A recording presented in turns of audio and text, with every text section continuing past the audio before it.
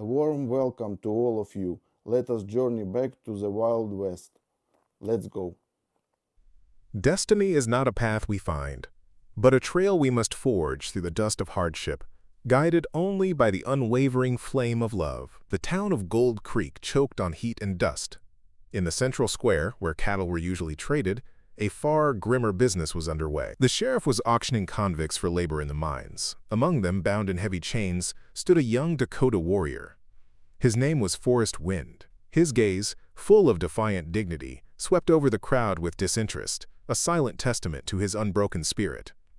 He seemed a world away from the jeering and the bidding, his thoughts wandering to distant plains and open skies, a stark contrast to the cage of humanity that surrounded him. Then his eyes met Margaret's. She stood near her father's general store, and in that instant her world fractured. Her heart stopped, then hammered against her ribs with a wild, frantic rhythm. It was him. The man she believed had perished in the flames of a ranch fire 2 long years ago. A storm of grief and hope crashed within her soul. An explosive mix of disbelief and overwhelming joy. The face she had mourned, the eyes she had seen only in dreams, were now impossibly real, separated from her only by a sea of dusty hats and cruel intentions. For a fleeting moment, a spark of recognition flashed in his dark eyes, a silent message that crossed the noisy square. He saw her. He remembered. Then, just as quickly, he concealed it behind a mask of stoic indifference, his face becoming an unreadable stone carving once more. The auctioneer's voice droned on, listing the man's supposed crimes.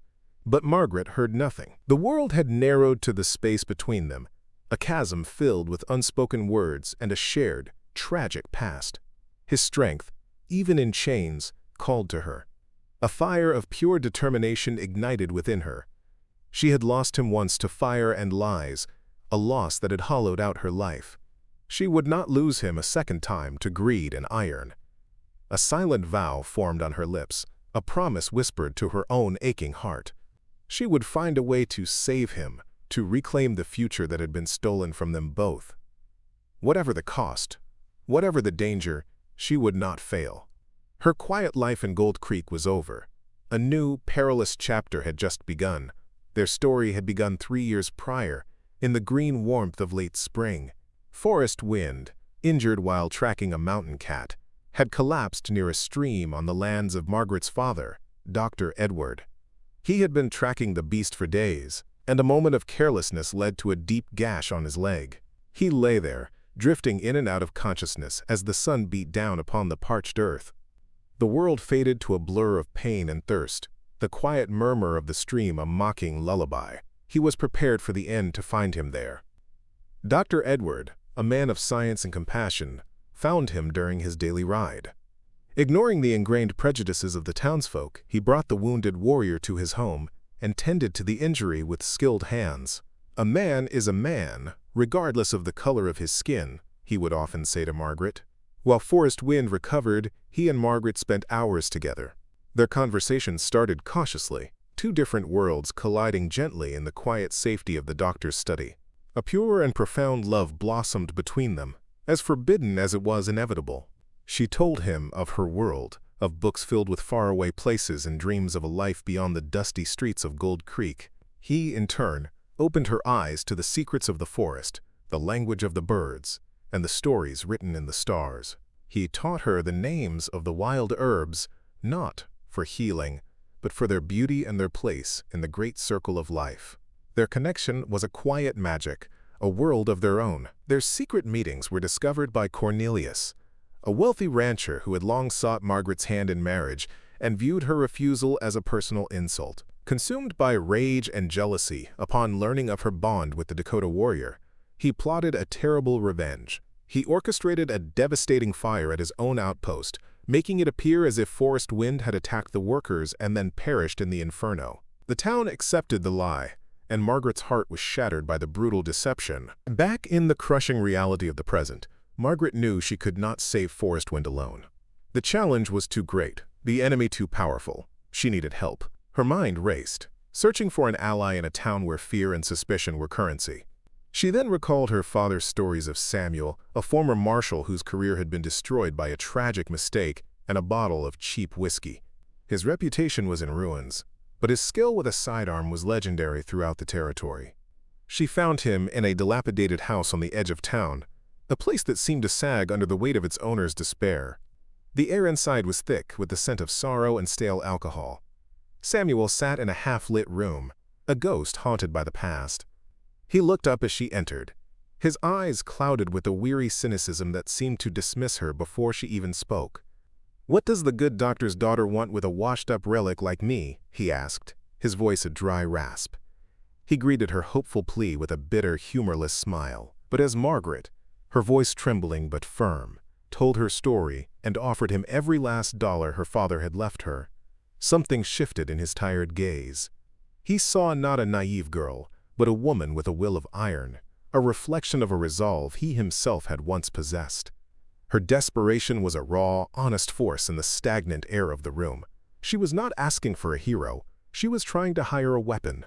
Perhaps he saw a chance for his own redemption in her unwavering determination. After a long, heavy silence that stretched her nerves to their breaking point, he gave a slow, deliberate nod.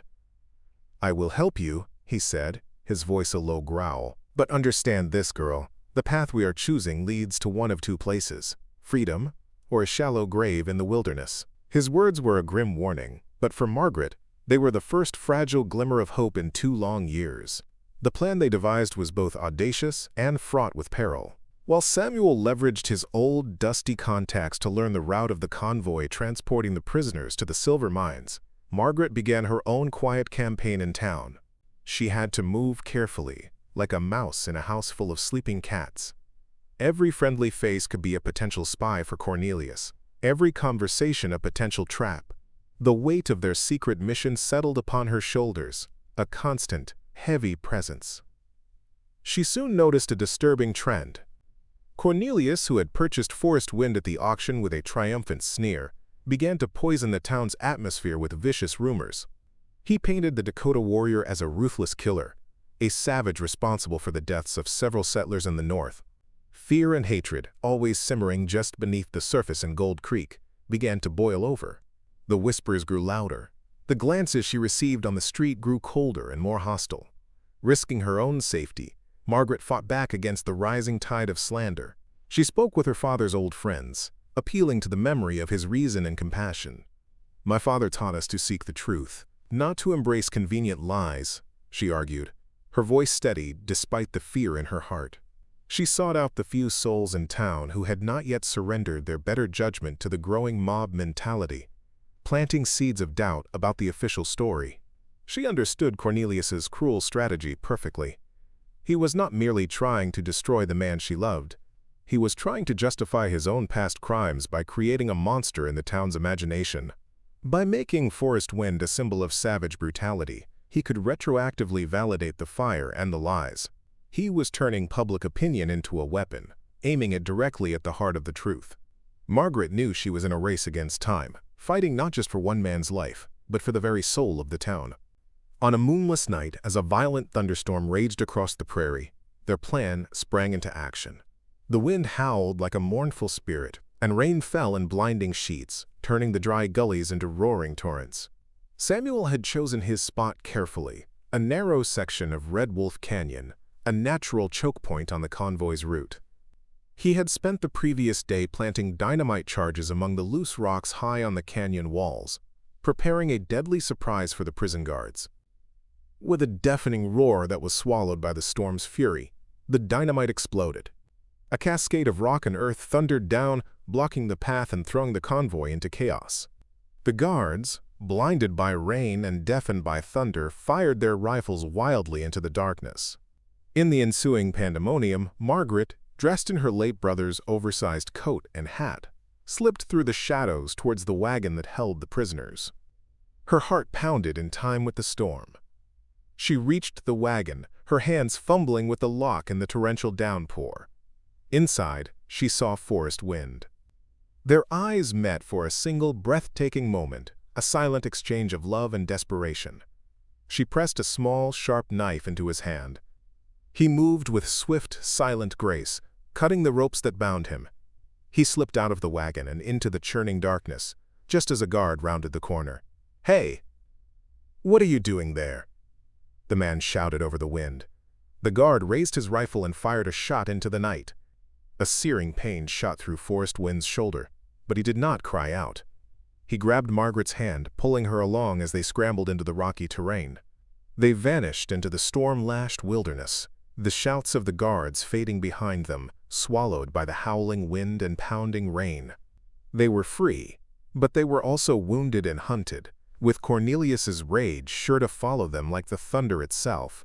They found sanctuary in an old, abandoned hunter's cabin, a place only Margaret and her father had known, nestled deep within a thicket of aspen trees. The wound in Forrest Wynd's shoulder was severe, the bleeding persistent and alarming. Panic tried to claw its way into Margaret's heart, but she pushed it back, focusing on her father's lessons. She knew that folk remedies and desperate prayers would not be enough to save him from the fever that was already beginning to cloud his eyes. Margaret put her father's surgical knowledge to the test.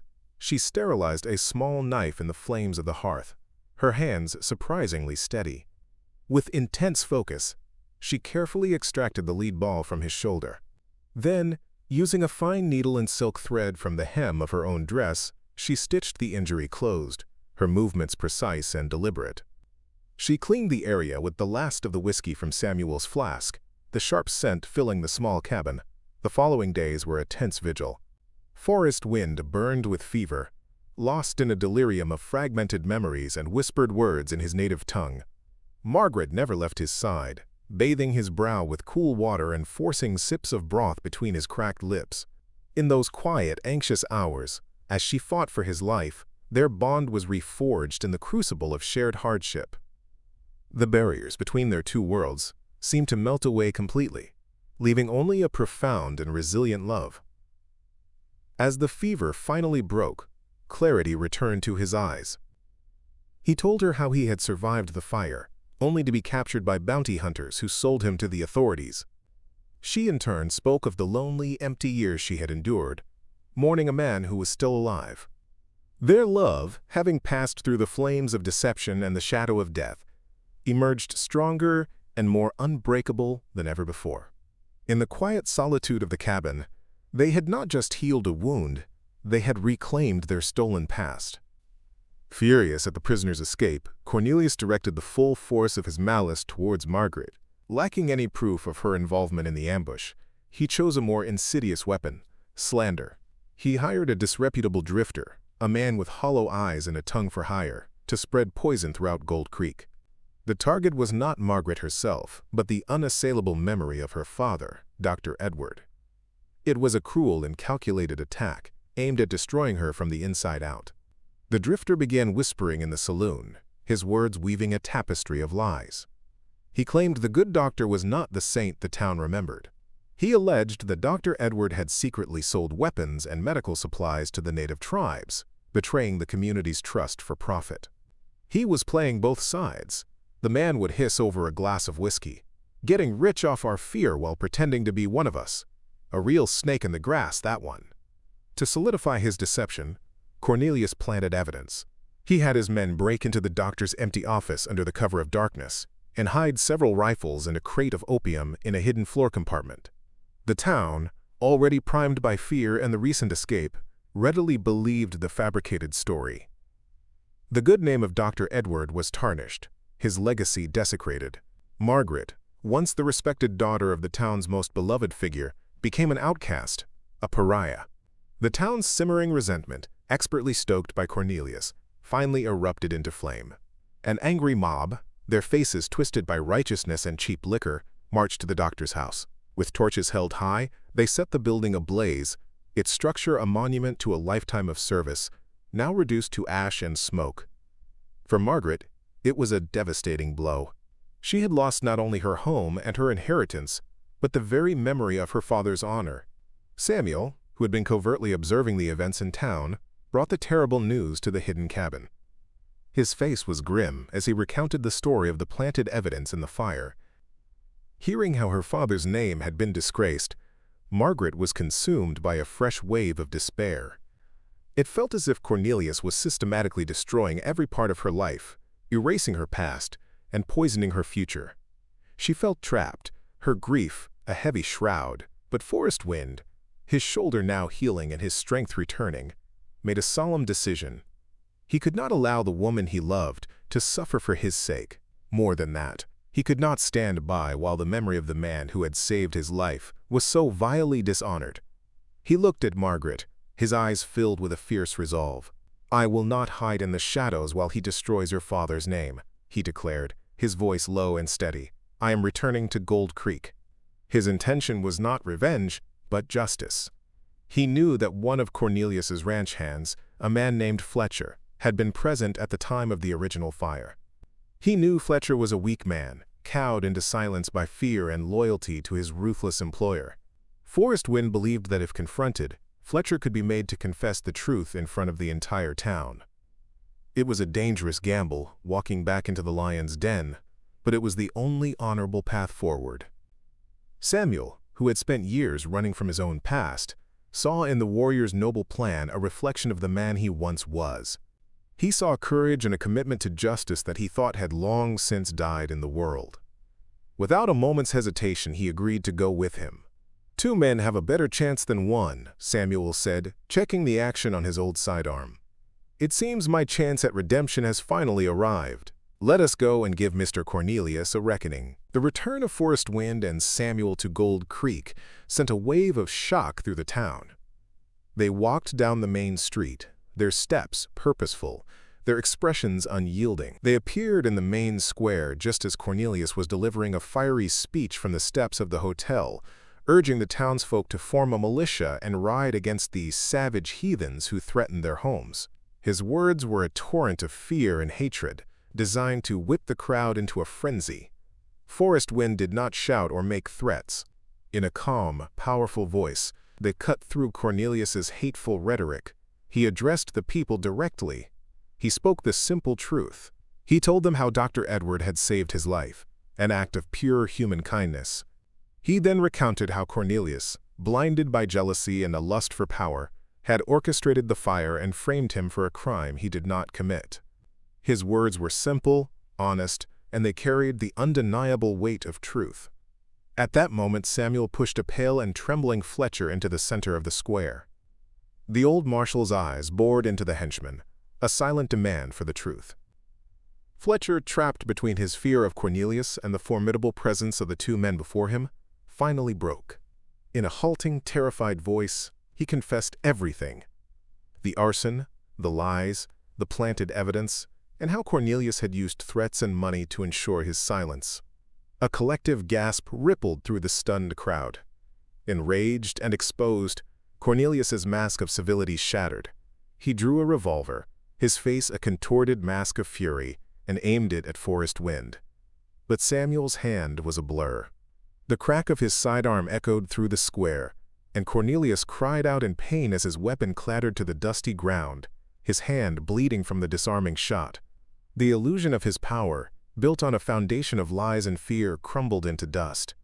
He stood alone, defeated and exposed before the very people he had manipulated.